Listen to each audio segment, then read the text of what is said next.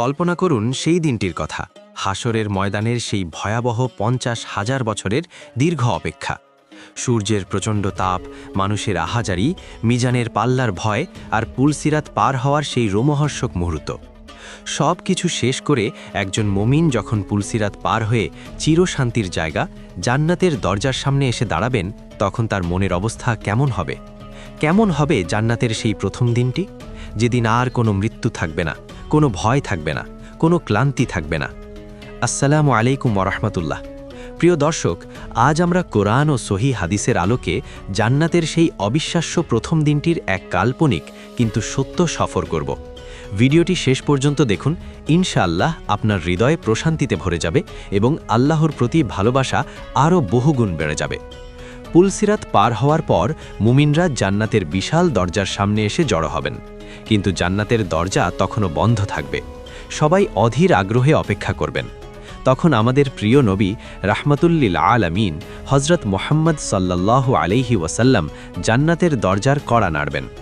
ভেতরকিকে পাহারাদার ফেরেশতা রিজওয়ান আলাইকুমুসসালাম জিজ্ঞেস করবেন, আপনি কে? নবীজি উত্তর দেবেন, আমি মুহাম্মদ। তখন ফেরেশতা বলবেন, আমাকে নির্দেশ দেওয়া হয়েছে আপনার আগে যেন আমি কারোর জন্য জান্নাতের দরজা না খুলি। সুবহানাল্লাহ। এরপর জান্নাতের সেই বিশাল দরজাগুলো ধীরে ধীরে খুলে যাবে। দরজা খোলার সেই সুমধুর আওয়াজ হবে অতুলনীয়। দরজা দিয়ে ভেতরে তাকানোর পর মুমিনদের চোখ বিস্ময়ে আটকে যাবে। জান্নাতের দরজা দিয়ে প্রবেশ করার সময় প্রতিটি দরজায় হাজার হাজার ফেরেশতা সারিবদ্ধভাবে দাঁড়িয়ে মুমিনদের রাজকীয় অভ্যর্থনা জানাবেন। পবিত্র কুরআনের সূরা জুমারের ৭৩ নম্বর আয়াতে আল্লাহ তাআলা বলেন, আর যারা তাদের রবকে ভয় করত তাদেরকে দলে দলে জান্নাতের দিকে নিয়ে যাওয়া হবে।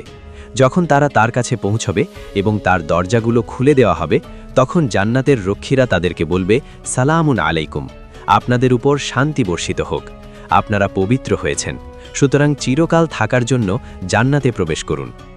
দুনিয়ায় যেই মানুষটি কষ্ট করেছে, আল্লাহর ভয়ে গুনাহ থেকে দূরে থেকেছে, আজ ফেরেশতারা তাকে সালাম দিচ্ছেন।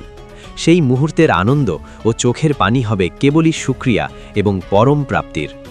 জান্নাতের ভেতরে প্রথম পা রাখার সাথে সাথেই মুমিনরা এক অবিশ্বাস্য সুগন্ধি অনুভব করবেন, যা ৪০ বছরের দূরত্ব থেকেও পাওয়া যায়। জান্নাতের মাটি দুনিয়ার মতো ধুলোবালির নয়, এর মাটি হবে খাঁটি মেশক এবং জাফরানের তৈরি। জান্নাতে প্রবেশের সাথে সাথেই প্রতিটি মানুষের শারীরিক রূপান্তর ঘটবে। রাসূল সাল্লাল্লাহু আলাইহি সাল্লাম বলেছেন, জান্নাতীরা জান্নাতে প্রবেশ করবে এমন অবস্থায় যে তাদের শরীরে কোনো লোম থাকবে না, দাড়ি থাকবে না, তাদের চোখগুলো হবে সুরমা লাগানো। সকলের বয়স হবে ৩৩ বছর, তারা কখনো আর বৃদ্ধ হবেন না। তাদের রূপ হবে হযরত ইউসুফ আলাইহিস সালামের মতো অপরূপ সুন্দর।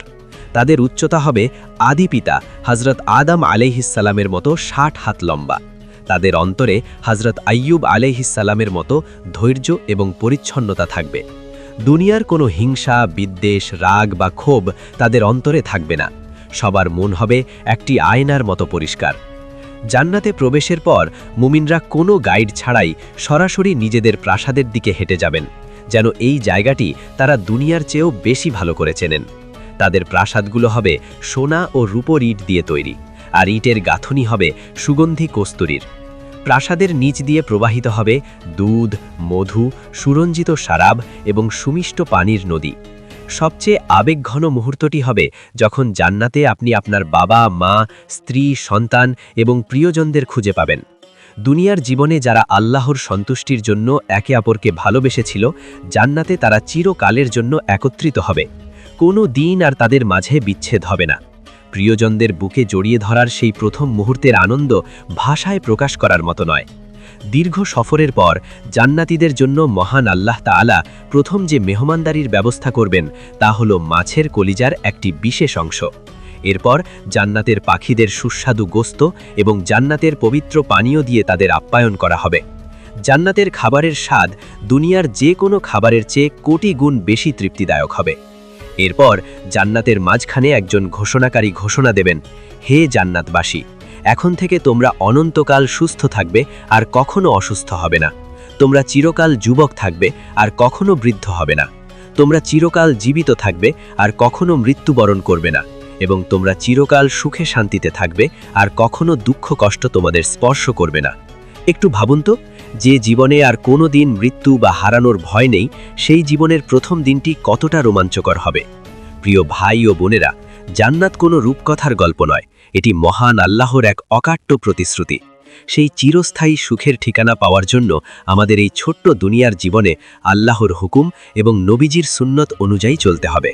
আল্লাহ তাআলা আমাদের সবাইকে জান্নাতুল ফিরদাউসের অধিবাসী হওয়ার তৌফিক দান করুন। আমিন।